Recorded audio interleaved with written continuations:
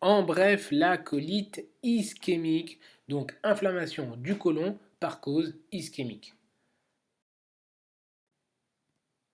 Tout d'abord, qu'est-ce qui n'est pas une colite ischémique? Ça peut être une autre colite qui n'est pas ischémique. Elle peut être infectieuse.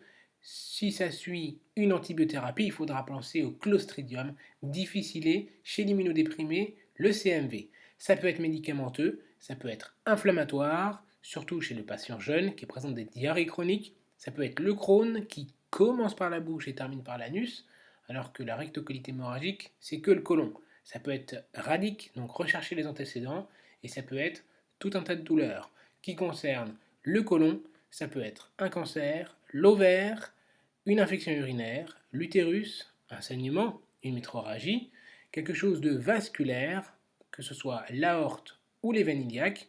Ça peut être aussi bien une atteinte de colique néphrétique ou bien une gastroentérite. Il ne faut pas méconnaître, bien sûr, l'ulcère gastrique qui est le principal différentiel.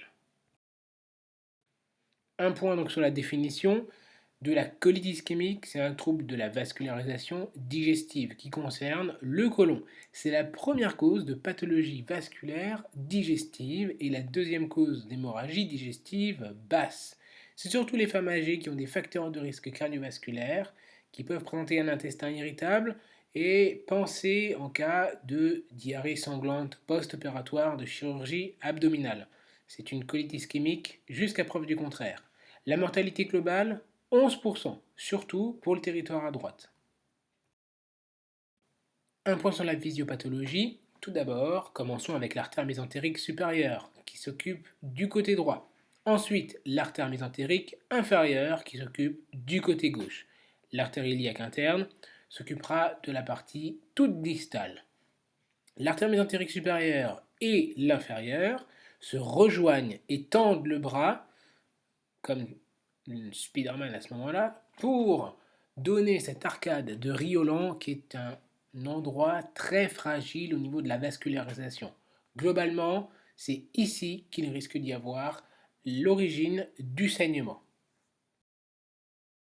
L'étiologie, elle peut être occlusive ou non occlusive, soit quelque chose va boucher un gros, un petit vaisseau, ou globalement une obstruction à l'intérieur du côlon. Pour les gros vaisseaux, on retiendra les causes traumatiques, les thromboses et embolies. Les embolies, il faut y penser impérativement. Après, il y a d'autres pathologies qui touchent les autres organes. Et bien sûr, le post-opératoire de chirurgie aortique. Pour les petits vaisseaux, ce sera les vascularites. L'obstruction colique, toutes les causes peuvent en donner.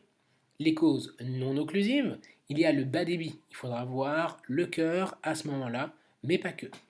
Les causes médicamenteuses, vous avez un moyen mémotechnique pour le retenir. Danone peint le doigt noir, danazol, pénicilline, digoxine et les neuroleptiques. Ensuite, le sport intense peut en donner. Vous voyez les marathoniens qui ont des rectorragies. La cocaïne peut tout à fait en donner. Et l'hyperventilation et le balancement thoraco-abdominal. Il faudra bien sûr interroger le patient. Pour les examens complémentaires, le diagnostic, c'est la coloscopie qui est la référence, ou on peut faire une rectosigmoïdoscopie. Ça permet de visualiser et de faire des biopsies. On peut faire aussi un scanner thoraco-abdominopelvien qui localisera plutôt la zone abdominale. Si le côlon est assez haut placé, il sera nécessaire de faire des coupes assez hautes. On peut voir un halo, une pneumatose, une aéroportie et des calcifications des artères. La biologie, pas trop d'intérêt. Parfois le lactate, mais on peut s'aider surtout de la créatine, voir s'il y a un risque majeur. Le bilan étiologique, ECG, Holter, échographie, bilan cardiovasculaire à la recherche d'une cause emboligène. 30% des colites ischémiques. Et un bilan d'hémopathie, de coagulopathie chez les patients plus jeunes. La prise en charge, pour être rapide, il y a les colites ischémiques peu sévères et les très sévères. Pour les peu sévères, repos digestif, antalgie, prise en charge ambulatoire possible. Si c'est sévère, il faudra peut-être aller vers une chirurgie, voire une embolisation ou une anticoagulation, suivant l'étiologie particulière. La surveillance, elle sera rapprochée avec possiblement une antibiothérapie.